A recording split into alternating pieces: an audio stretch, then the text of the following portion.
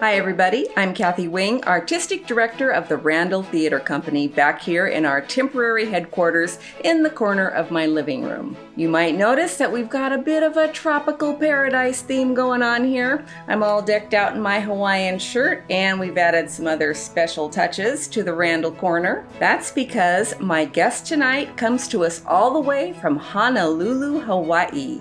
I hope I said that right, I'm really not sure. But we had a great visit, and it's Brandt Nakamura. We've also got a theater game to share with you that's great to play with your housemates. And with this one, you can share the fun with friends and family in other places with any conference calling app. And do you have your Randall Theatre Strong wristband yet? No? Just visit the Randall Theatre Company Facebook page and find out how to get yours. We'll also catch you up with our latest Randall Theatre Challenge and how to join our public domain concert series. And of course, the latest chapter in our virtual staged reading of Cam Duncan and the Dilemma of the Doctor's Wife. But first, he is the embodiment of a true Renaissance man. His love of music spans across just about every form known to the world, from blues and classical to musical theater, classic rock, and pop hits. He's also an artist and a community servant who lives in Honolulu, Hawaii, with his puppy Bella and cat Augie. Let's say aloha to Brandt Nakamura.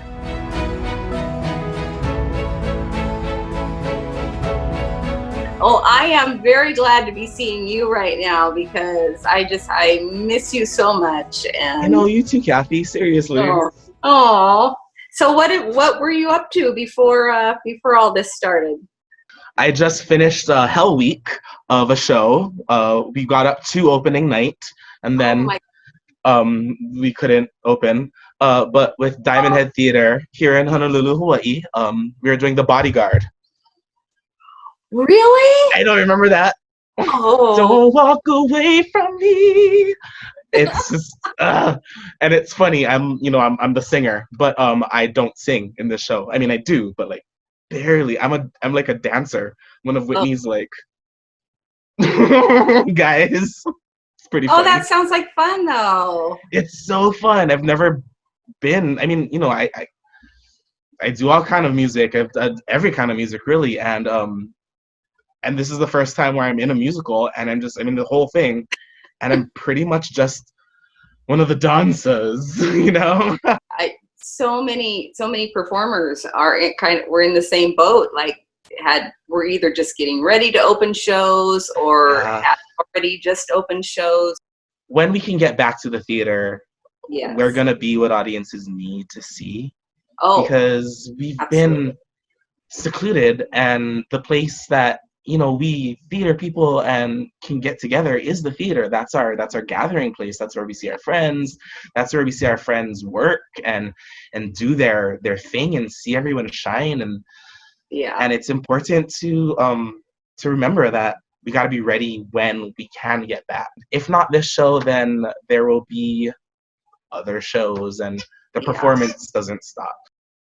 Sorry, got a puppy, 6-month-old puppy. That's can we see your puppy? Yeah, this is Bella, and she is hello, Bella. This is what I'm trying to take away from her. This is her new toy, and she's been my little quarantine buddy. She and my cat, and I've been an 80-year-old woman. It's fine, don't worry about it. I've been replanting and painting and listening to opera. Trying to do some community service at least once a week. What I'm doing personally is I have some people, Facebook friends that have sponsored me to cook some meals and deliver it to unsheltered people just around my neighborhood. And so I've been doing like 10 to 20 meals a week, and just trying to help out where I can, fill in the gaps where I can without putting myself in harm's way. Oh, good for you. That is so cool. We have certainly seen your talent and your diversity on our own little Randall stage, but you have a classical side. When I first met you, I didn't realize that you were also singing in the Southern Oregon Repertory Singers.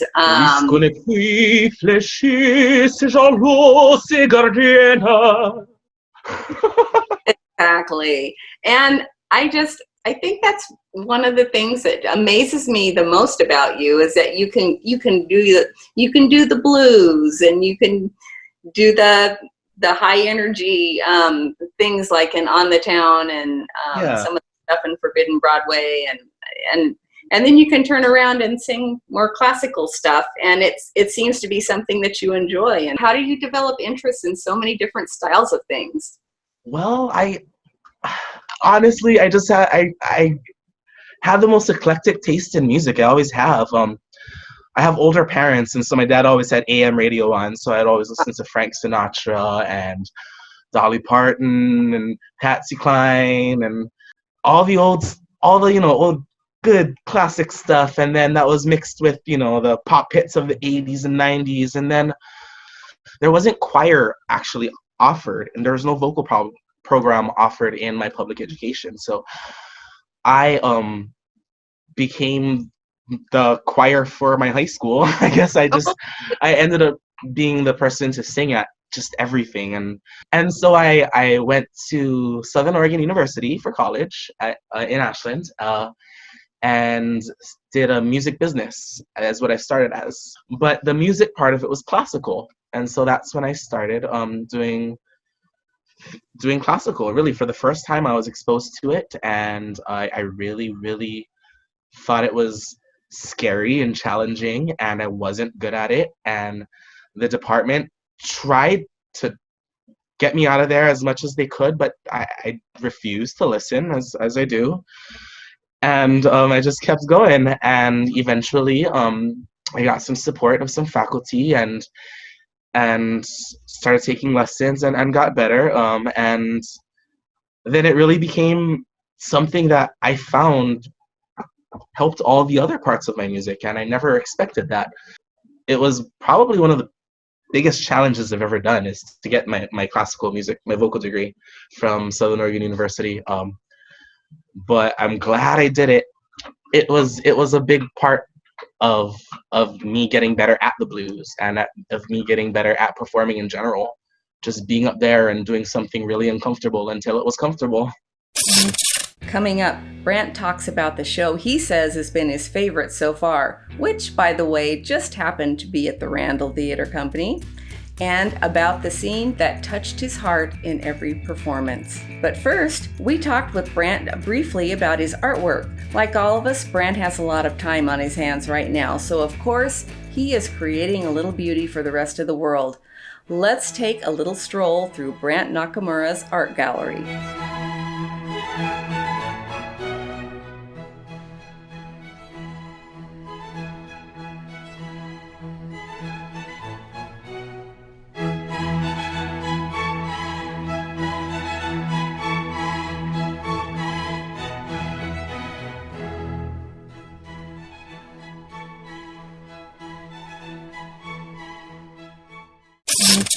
Now that we're in phase 1, a few restaurants are starting to reopen their dining rooms. But for a while, all we could get was takeout. And at our house, takeout food was happening a lot. Our question this week: what was your favorite go-to for takeout food during the lockdown?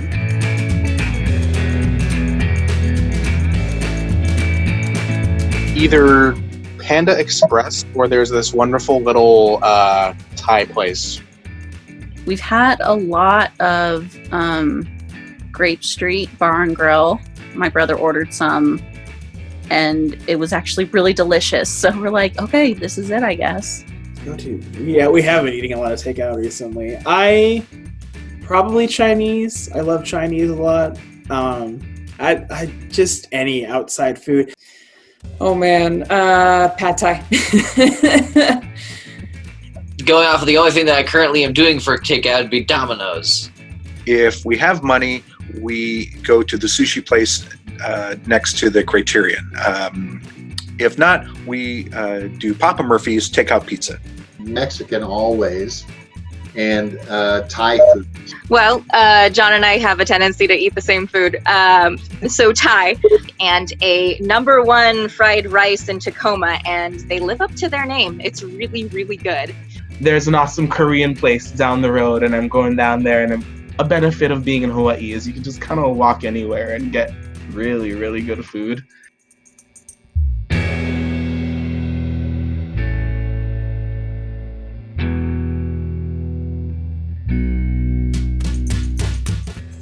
talking about the Randall Theatre in particular.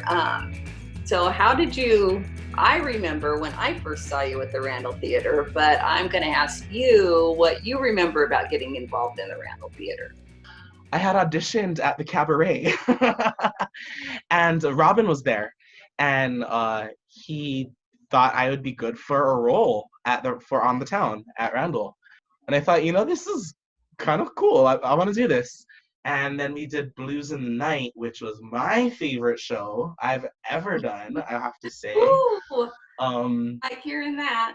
It was a good combination of things. The material itself couldn't have been better. It really was the best material. It was, Count Basie, Duke Ellington, old roots blues that shaped all of the music that I really appreciate today. So that was really fun to do, and then I got to do a little gross mustache, which I loved. It made me look like I was in the 40s, and and working with you and Jennifer, Kristen and Rose, and John, and that Russian guy who did our piano, whoever that was. Well, and you really owned that role. That was you looked so in your element when you were playing that character, and it just looked very natural, and it was very stunning. And so thank you. I remember you gave us so much freedom as a director that I'm not used to. I guess I'm used to a lot more just really fine-tuning. There's a vision and you have to match this vision, and then you approached it more like, everyone, what can you do best, and let's combine that and create the best of what everyone does. And I think that really worked in the benefit of the show. It worked for a benefit of me as a performer. I was able to take direction from you, but I was able to do everything I could do, and then you got to hone that. And that was a rare experience for me, being on the theater stage, and I really enjoyed that. And I think that's something to be said about small casts and small theaters, is the agility and the ability to be able to respond to the material better. And so there was some breakthrough, I feel like, in that show. I just had so much trust in you guys as performers. I could see that you were discovering things about those characters and really kind of giving them a life of their own, and that's really what happened. It's kind of a magical thing, actually, that happens when actors just kind of make those discoveries about the characters. I remember one scene in particular where I was supposed to just sit down on the stairs, and it wasn't my scene, it was Jennifer's scene, and she sang the Wasted Life Blues. Yes. And your direction was to be moved by what she's singing, and it was so impossible not to be. Like, I never was acting a single time that we did that show at that moment. It was just me sitting there listening to one of the most amazing vocalists I've ever worked with. I mean, honestly, every night do something new and special and different. And it was impossible not to be floored. And just to be able to have that scene every night I did that show was something that I'm definitely gonna remember.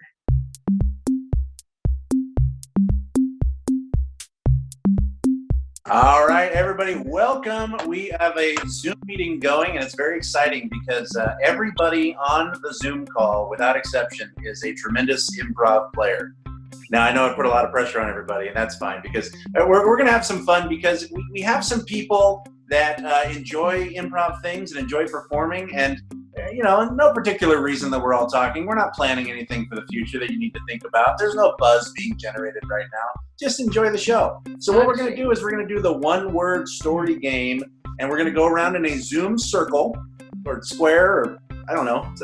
some sort of shape, and we're going to tell a story one word at a time. If we tell a short story, we may try another one, or if it goes on too long and starts having chapters, I might call it early. But here we go. So Kathy, start us off with the first word of the story. Once. There. Was. A. Tall. Man.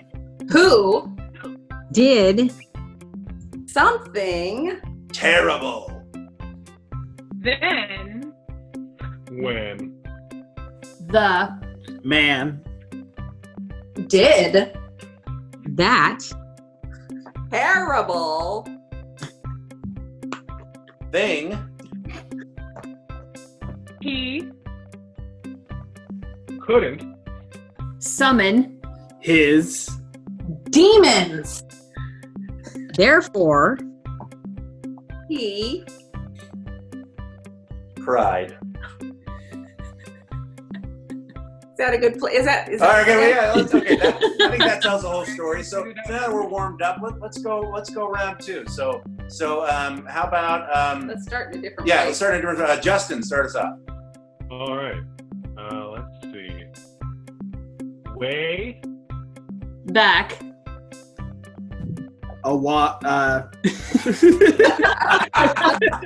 Okay, let's start over. All right. Do over. All right, Let's start. We got I call do over. Justin. All right. Oh, this is hard. Let's see. In. Ancient. Times. There. Were. 2000. Is that one word? Alligators. That. Swam. Across. The. Ocean. To. What was that? To. Oh. Normandy. The end. All right, everybody. So there you go. If you have a Zoom call of your own coming up and you want to, get around all that boring meeting stuff, maybe try the one-word story game. If you want to play it at home, or if you've got, a bunch of people that you're quarantining with, you can do that as well. Again, hopefully the appropriate amount of buzz was generated by this, and a big thank you to all of our improv players. We have Janina, we have Justin, we have David, we have Meagan, we have Brianna, we have Julia, we have John, and we have Kathy. So thank you so much for joining us, and we'll see you next time on Ghostlighting.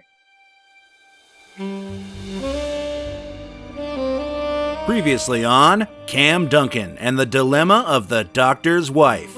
Private Detective Cam Duncan is in need of a case to solve, so when his friend and Police Inspector Albert Locke asks for his help, he's happy to oblige. But this case is not as simple as it seems.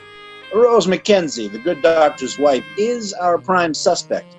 What I need you to do is find a way to prove her innocence. Cam takes the case, but suspects that Locke's reasons for wanting to help the widowed Rose McKenzie have nothing to do with the evidence. Mr. Duncan, Cam, you have to believe me. I didn't kill my husband. I loved him. Cam visits a nurse who worked with the late doctor, but she proves to be less than helpful. Like I said, I mind my own business. Cam stops by a diner and orders up some coffee, but what the waitress delivers is a clue that could change everything. You know, I think I've seen her before. Before the murder, I mean. She was in here about 2 weeks ago. She was with a man, but not that doctor fella. He used to be the beat cop right here in this neighborhood. His name was Hawker. Locke. And now, the Randall Theatre and the Ghostlight Players present Chapter 5 of Cam Duncan and the Dilemma of the Doctor's Wife by Amy Lynn Carter, featuring John Wing as Police Inspector Albert Locke, Lynn Dutra as Sally O'Brien, and David Alonso Rodriguez as Private Detective Cam Duncan. I hit the street not really knowing where I was headed, but I knew somebody owed me some answers. If Locke and Doc's wife knew each other before the murder, why didn't either one of them say something about it? There was one explanation that made sense. Somehow, Locke gets tangled up with Rose McKenzie. Her marriage to the good doctor is going sour, so she's looking for a way out. Was it possible that Locke was the one who pulled the trigger? Love can make a man do crazy things. That would explain why he dismissed the mysterious man outside the office building as a suspect. Maybe because he was. I didn't even want to think about it. I decided to head back to the office and pack up Locke's files and figure out my next move. One thing was for sure, I didn't like the direction this new bit of information was leading. Cam enters the office. Sally and Locke are there laughing and chatting while they wait for him. The files are now neatly organized. And so the girl says, "I'm sorry, officer. I must have left the gun in my other pants." Oh, Inspector, I could listen to your stories all day. They're the best. Hi, Cam. Inspector Locke just stopped by to pick up his files. I tried to call first, but your telephone is apparently disconnected. I was in the neighborhood, so I dropped in. The place was a mess, but as usual, Sally got everything picked up neat as a pin. That's my girl, Sally. Why don't you go down to the soda fountain and get yourself an ice cream sundae? Inspector Locke's treat. Locke gets some change from his pocket and hands it to her. Sure. It's the least I can do. Thank you again, Sally. Of course, no trouble at all. I guess I'll be going then. Sally exits. Something on your mind, Duncan? You might say that. Have a seat, Inspector. This may take a minute. Locke sighs and sits across from Cam. So tell me again how you first met Rose Mackenzie. It's like I told you yesterday, at the crime scene, the day of her husband's murder. What if I were to tell you that I got a witness that says otherwise? What are you getting at? Let's just say that I got a tip that you and the doc's wife were seen together a full 2 weeks before the murder. Look, Duncan, I don't know where you get your information, but... Vinny's Diner? Ring a bell? Locke stands and crosses away from the desk and begins pacing, clearly anxious now. Look, Duncan, you have to believe me. This has got nothing to do with this. Really? I'm not so sure a jury would agree. Exactly. That's why no one can know. Do you know what could happen? My entire investigation, every piece of evidence I've logged, all of it, thrown out as inadmissible. How can I protect her if that happens? Why do you want to? You wouldn't understand. Look, I get it. She's a knockout, and now with her husband gone, she's got money too. But are you really willing to throw away your whole career over a dame you just met? Yes. If it comes to that, if it keeps her out of prison, or worse.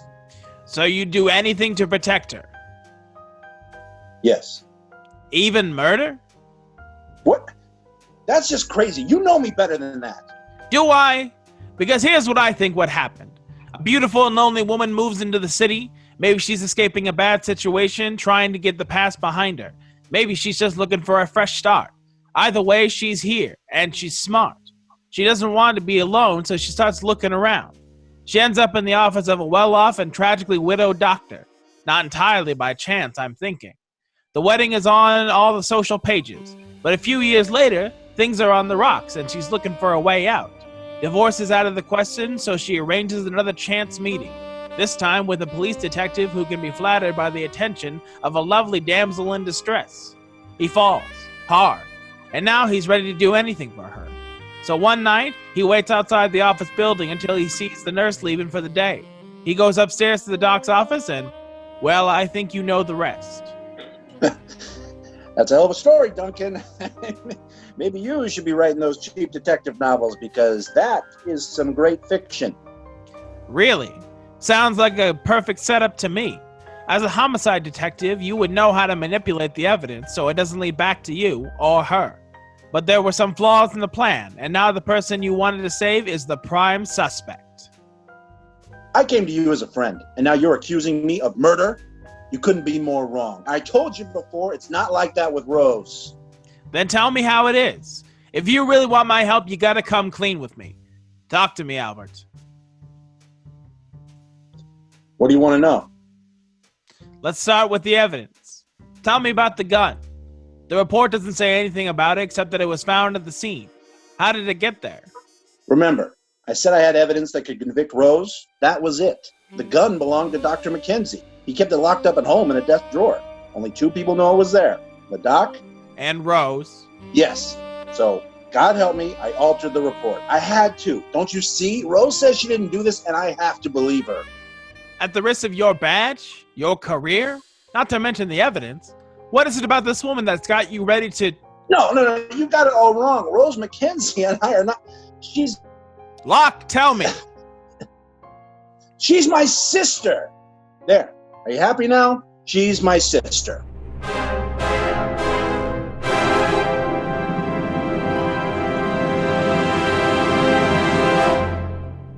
Okay, definitely did not see that coming. Be sure to join us next week to see what happens next. You've still got time to see your own self right here on Ghostlighting. We're looking for entries in both the Randall Challenge and our public domain concert series. For the Randall Challenge, we're celebrating the news that the legendary Broadway musical Hamilton is coming to Disney Plus in July. So here's how it works. Take a few bars from a song from a different musical and turn it into a hip-hop sensation. You can also use a poem or a haiku, whatever you want. Make a video of your creation and email it to kathywing.randalltheatre@gmail.com and put Hip Hop Challenge in the subject line. There's a semi-fabulous prize waiting here for someone. It could be you, but only if you enter. We'd also like to invite you to submit a song for our public domain concert series. Just Google up that list of public domain songs and pick one and learn it and make a video of yourself performing it. Then send that video to me again at kathywing.randalltheatre@gmail.com. And finally, you can be the proud owner of one of our custom two-tone Theater Strong wristbands. All you need to get yours is to make a donation of $20 or more to the Randall Theatre Company. Make a larger donation, get more wristbands. $40 gets you 2, $100 for 5, well, you get the idea. To donate, just follow the link at the bottom of your screen or look for the donate button at randalltheatre.com. And be sure to include your mailing address so we can send you your wristband. And remember, you can catch up on all of our Ghostlighting shows anytime on the Randall Theatre Company Facebook page and on our YouTube channel. Thanks for joining us, everybody. We'll see you next time, but until then, we'll keep the ghost light on for you.